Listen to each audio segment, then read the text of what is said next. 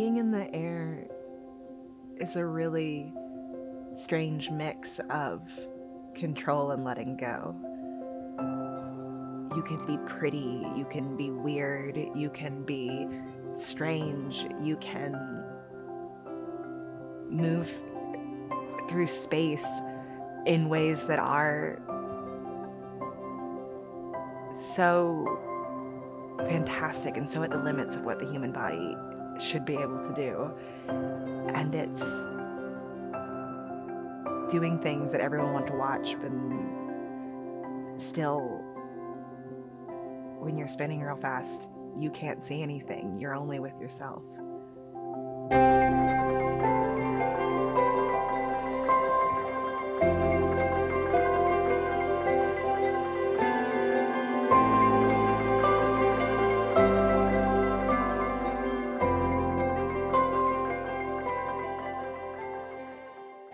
Hi, I'm Julie Marshall, and this is my path to performance.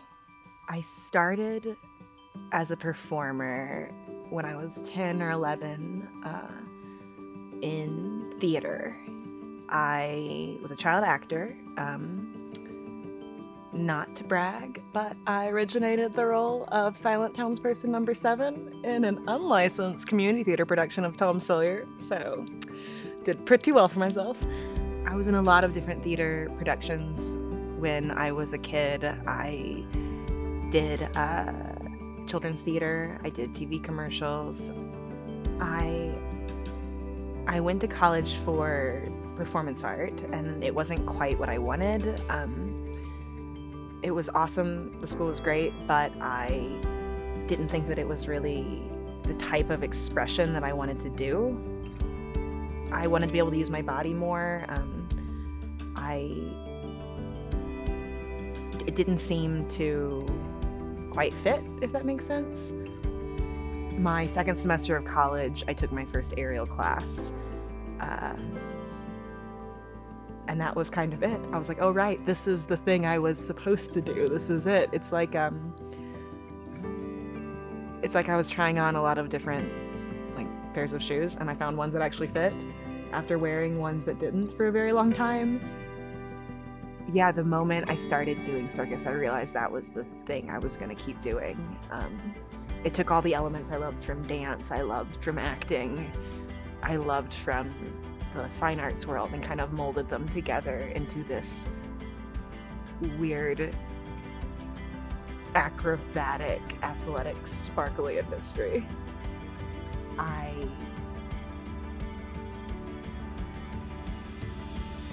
really loved being somewhere where being strong was an asset, where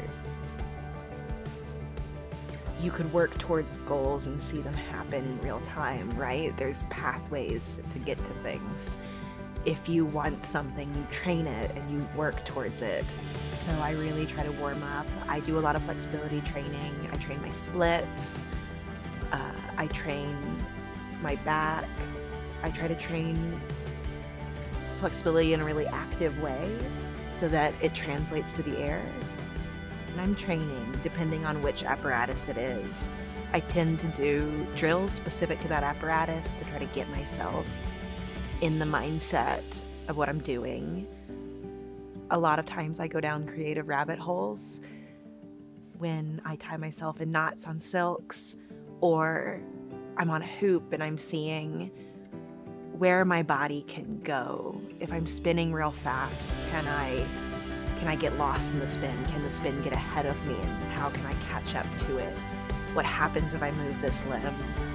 What happens if I don't try to do tricks or look pretty or do choreography? What if I just move or thrash or twitch?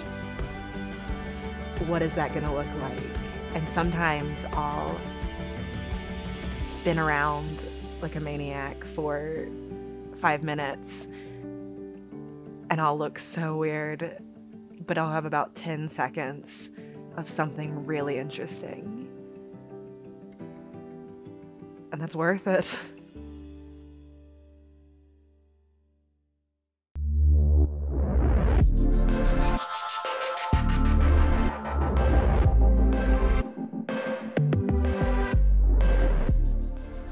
as a aerialist. I think a lot's gained from just time on the apparatus, of getting to try out different characters.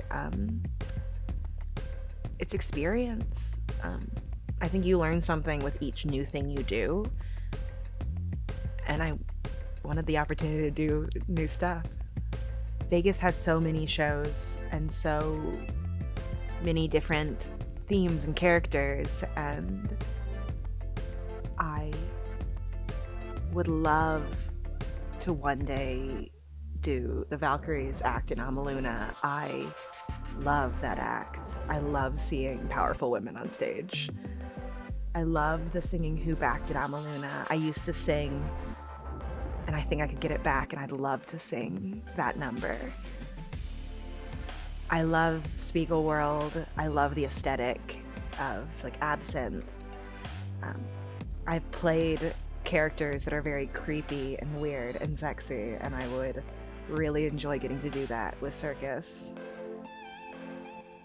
If I can do my job really well, and if I can make work that looks super cool, and while doing it I can make other people's life a little easier or a little better, why not, right? I don't feel successful, but I know I've had a lot of success, and I've been really lucky with the things that I've gotten to do already. But the drive to do more stuff keeps me going.